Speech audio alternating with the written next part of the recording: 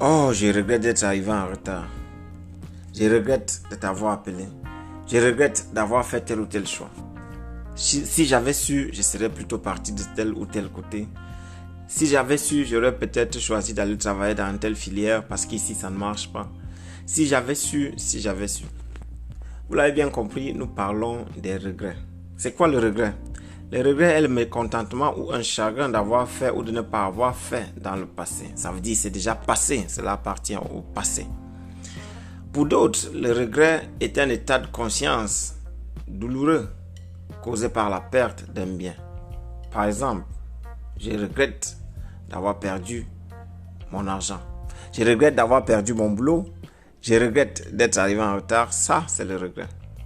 Mais comment est-ce que nous pouvons vivre dans le regret? Est-ce possible de refaire le passé? Je répondrai très clairement non. Le regret appartenant au passé, il s'agit bien entendu de regarder vers l'avant. Tout comme dans notre véhicule, lorsque nous conduisons, la vitre ou le rétroviseur qui nous permet, le miroir qui nous permet de regarder vers l'arrière est plus petit que celui qui nous permet de regarder par le devant ou alors pour regarder vers l'avant. Alors, comment est-ce qu'on peut mettre plus d'attention sur la plus petite vitre alors qu'on a une plus grande vitre qui peut nous permettre d'explorer d'autres moyens, d'autres univers, c'est-à-dire l'avenir, la vie, cette belle chose qu'est la vie. Vous avez reconnu la voix, je suis Hans-Dimitri Nguilé, bienvenue à notre podcast de ce week-end. Nous allons parler aujourd'hui du regret, mais très simplement, en quelques phrases, en 10 étapes.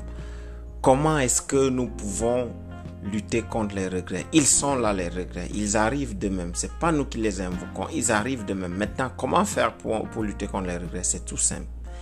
Il faut déjà se mettre en idée ou dans sa tête que les regrets, ils sont toujours là. Ils viendront. C'est à nous de les travailler chaque fois qu'ils sont venus, qu'on les oriente vers autre chose. Ou alors, une autre possibilité, c'est d'anticiper. Comment anticiper?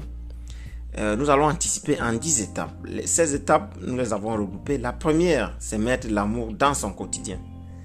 Lorsque nous prenons des décisions, si nous mettons l'amour dans les décisions que nous prenons, il est difficile de regretter plus tard parce que nous l'avons fait avec amour. Et du coup, en notre âme et conscience, nous sommes d'accord qu'au bout de 100 ans, un acte que nous avons posé restera toujours un acte d'amour. Deuxième chose, il faut devoir ou pouvoir accepter d'avoir tort pour vivre sans regret. Le plus compliqué parmi nous, dans les discussions ou bien dans les conflits ou dans des situations où nous avons fait des choix que nous ne voulons plus assumer, c'est de ne pas accepter que nous avons tort. Et là, nous repoussons le tort chez des autres. Et par conséquent, nous vivons dans le regret parce que nous tenons d'autres personnes pour responsables de nos échecs. La troisième chose, c'est accorder peu d'importance aux choses de la terre. Ça, c'est primordial. Quelle est la relation que nous avons aux choses de la terre, aux biens matériels, aux passions, aux émotions? Comment est-ce qu'on peut se détacher de ces émotions, de ces passions, des choses de la terre? Bien entendu, l'argent nous permet d'avoir une meilleure vie que celle que nous aurions eue si nous n'avions pas l'argent.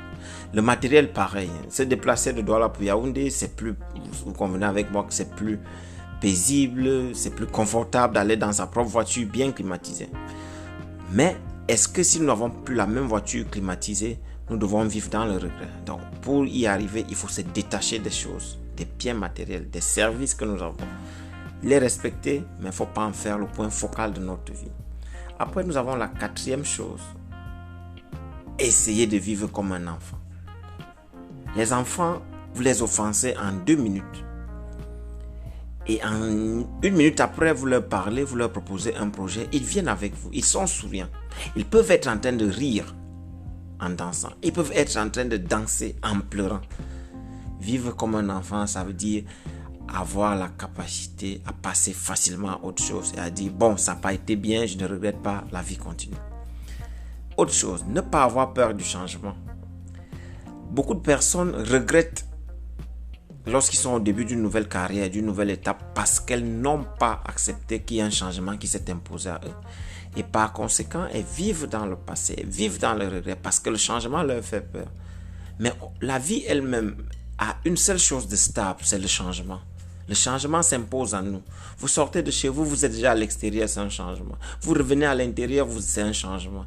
Vous rencontrez quelqu'un au restaurant et vous revoyez la même personne 1 heure de temps après dans un autre endroit. C'est un changement, c'est plus la même personne, c'est plus le même endroit, c'est plus le même sujet.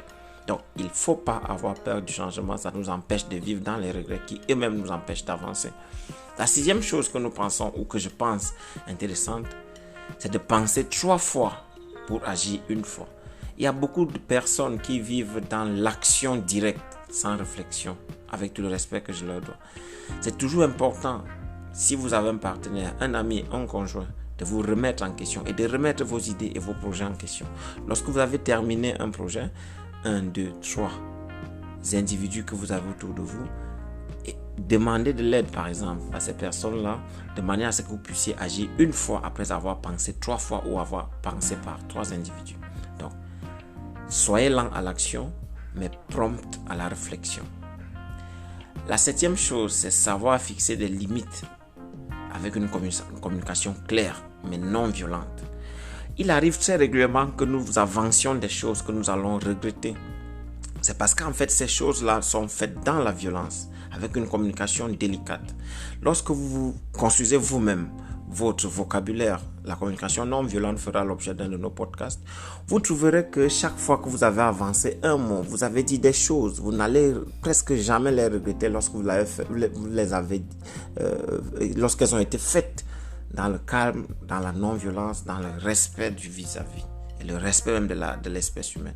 Je me souviens quand j'étais petit, j'étais très belliqueux. Il m'arrivait d'offenser les gens avec des mots, parfois des mots forts, et j'ai regretté cela pendant des mois. Je me faisais prisonnier de mes propres mots. Or, j'ai appris un jour, j'ai découvert une magnifique chose qui est la communication non violente. Elle est claire. Par exemple, quelqu'un m'a énervé et je ne veux plus lui parler. On lui dit, toi, tu es une espèce d'idiot, je ne veux plus te parler et tu me fiches la paix. Comme on dit dans notre jargon, je peux par exemple dire, Dimitri, je suis énervé contre toi.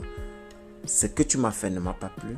Pour cette raison, je prends la décision de ne plus te parler jusqu'à nouvel ordre. Merci et à bientôt. Tu t'en vas. C'est pas évident, mais on peut le faire. On peut apprendre à le faire. Maintenant, la 8e chose que je veux partager avec vous, c'est apprendre tous les jours en toute humilité.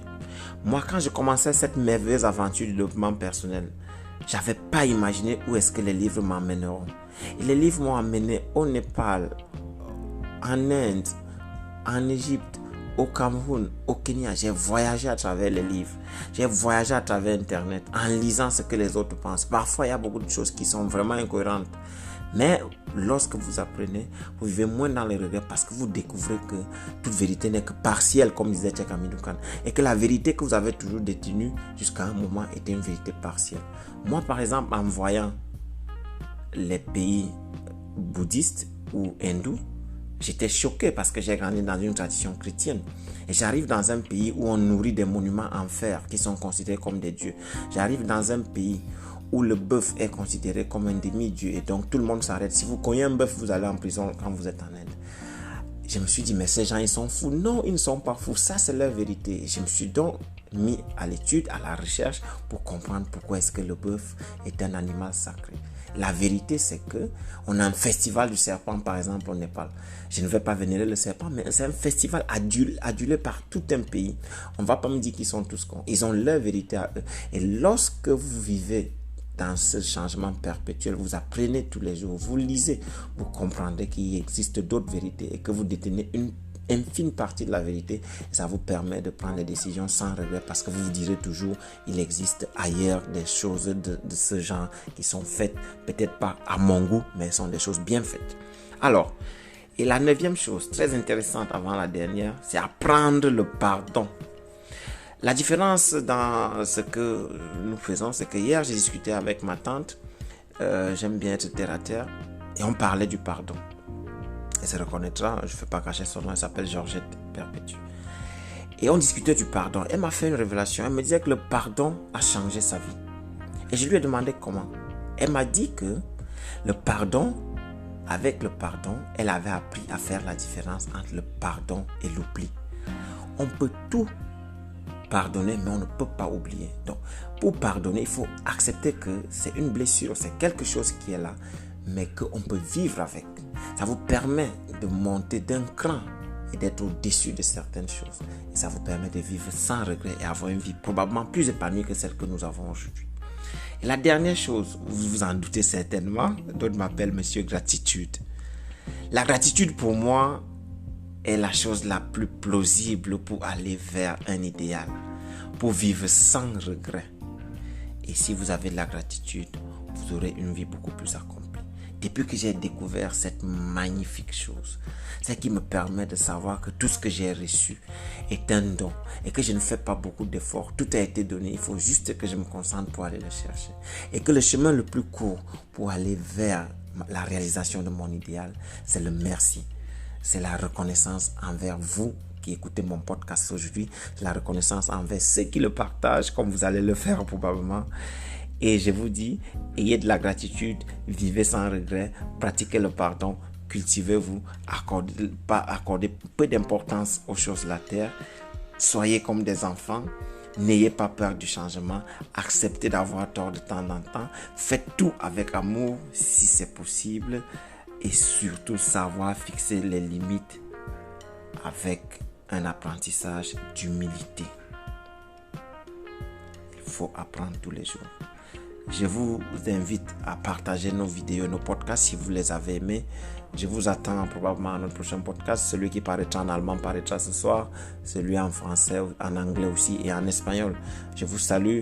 Bien chose à vous. Je vous ai dit, nous essayons de nous développer. Nous essayons de nous améliorer. Nous ne sommes pas des coachs, nous ne sommes pas des mentors. Nous sommes juste des personnes qui essaient de se développer avec les autres. Bien chose à vous. Portez-vous bien et surtout en famille. Prenez soin de vous. Aimez-vous les uns les autres. Ciao, ciao.